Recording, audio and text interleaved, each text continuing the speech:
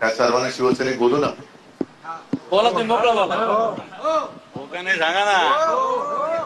जय भवानी, जय शिवाजी. उद्धवजी ठाकरे साहेब तुम आगे बढ़ो, हम तुम्हारे साथ हैं. आवाज कुणाचा? शिवसेनेचा. मुरली बापू खाने तुम आगे बढ़ो, हम तुम्हारे साथ हैं. सर्व शिवसैनिकांनो, मगाशी आम्हालाच मी गावच्या भाषेत सांगितलं सकाळी आणि संध्याकाळी काय. ठीक आहे, काही वेळेला चूक होऊ शकते. चूक झाली तर एक वेळ समजू शकतो, पण अपराध होता का? एखाद्या वेळेला रागाच्या भरात म्हणा, अनावधानाने म्हणा, चुकीचं पाऊल उचललं जाऊ शकतं, पण त्याच्यानंतर लक्षात आल्यानंतर चूक ही सुधारली गेली पाहिजे आणि साहजिकच आहे ती सुधारण्याची संधी दिली गेली पाहिजे. मी आता गेल्या आठवड्यातच मराठवाड्यामध्ये फिरलो, संवाद दौरा केला. बीडमध्ये सुद्धा एका शांत बसा. बीडमध्ये सुद्धा येऊन गेलो. अंबादासनी खूप अप्रतिम असा तो दौरा आयोजित केला होता. एकूण वातावरण जर का पाहिलं तर महाराष्ट्र नाही म्हटलं तरी आता आपला कोण याच्याकडे बघतोय. कारण तिकडे जी काय सत्तेसाठी साठमारी सुरू आहे. म्हणजे काल एका वृत्तपत्राच्या अग्रलेखात चांगलं त्याचं वर्णन केलं होतं.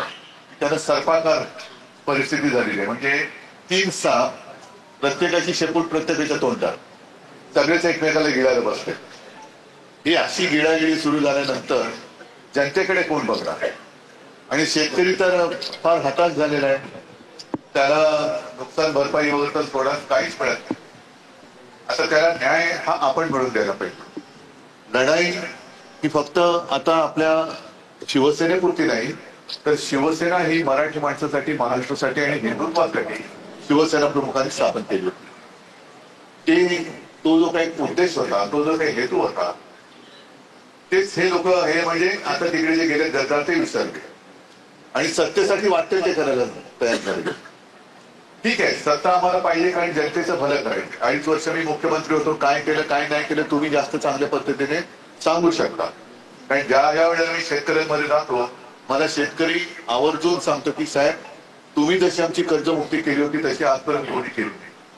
हे त्यावेळेला मी जे माझं कर्तव्य बजावायचं ते बजावतो. आता परत एकदा तुम्ही पुढली म्हणालात एका महिन्यात 2 तलवारी राहत नाही. आता एक तलवार तुम्ही काय आहात ते मला बघायचे. आणि त्याची ताकद काय आहे, तिला किती धार लागले. 2-3 वर्ष नव्हता तर माझी शिवसेनेची तलवार धारदार एका गंजले हे आता येत्या काही दिवसात मला दाखवून द्या. पूर्णपणे बीड जिल्हा हा तुम्हाला कल्पना आहे. त्यावेळेला गोपीनाथजींच्या प्रेमाखातर आपण भाजपला इकडे झुकतं माप देत आलो, पण आता बीड जिल्ह्याची पूर्ण विल्हेवाट झाली. तिकडे कोणीच कोणाचं नाहीये. अशा वेळेला सर्वसामान्य जनतेच्या पाठीशी त्याच्या सोबत उभं राहणं हे आपलं कर्तव्य आहे. आणि मला खात्री आहे एवढे सगळे सरपंच आले, सगळे आता ती 2-4 पानं ही एवढे सगळे जण तुम्ही शिवसेनेत परत आलेला आहात. तुमच्याकडनं माझी अपेक्षा आहे, तुमच्याकडनं जनतेची अपेक्षा आहे. शिवसेना तर मला पूर्वीपेक्षा जास्त वैभवशाली पाहिजेच, पण ती पूर्वीपेक्षा वैभवशाली याचा अर्थ जनता आपल्या सोबत आली पाहिजे. आणि ती जनता आता शेतकरी तुम्ही तुमच्या मेहनतीने, कर्तृत्वाने जवळ आणल्याशिवाय राहणार नाही हा विश्वास बाळगतो. सगळ्यांना शुभेच्छा देतो. जय हिंद, जय महाराष्ट्र.